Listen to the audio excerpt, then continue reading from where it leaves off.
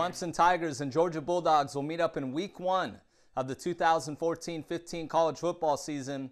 This is Across the Board with Jeff Grant here at SBRforum.com. This showdown will kick off on August 30th, the Saturday at 5:30 Eastern Time on ESPN from Sanford Stadium in Athens, Georgia. The Bulldogs listed as 9.5-point home favorites over the Tigers at 5 Dime Sportsbook. Clemson is 2-5 when starting out a season away from home since 1970.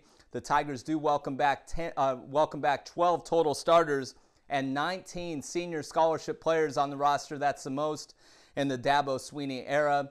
Senior Cole Stout is expected to start under center. Of course, he played some time for the injured Taj Boyd a season ago, completing 47 of 59 passes for 415 yards and 5 touchdowns. And on the other side of the football, the Tigers led the nation with 122 tackles for loss a season ago. 96.5% of that production returns in 2014-15. Georgia, of course, is focused on gaining revenge from a 38-35 setback to Clemson as 1.5-point road favorites last year.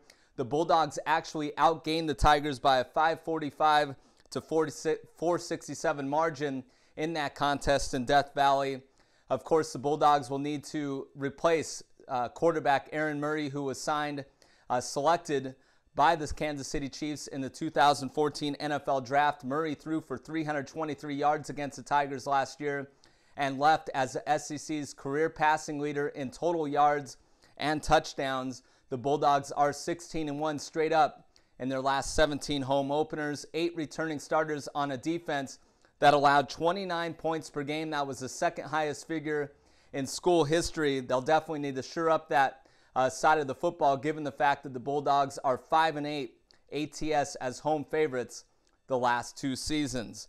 From a handicapping perspective, Clemson has 6 wins over Southeastern Conference schools under Swinney's direction. I'm going to take the points here and back the Tigers against the Bulldogs in Week 1 of the 2014-15 college football season. This has been another edition of Across the Board here at SBRforum.com, and you can follow me on Twitter at Jeff Grant Sports.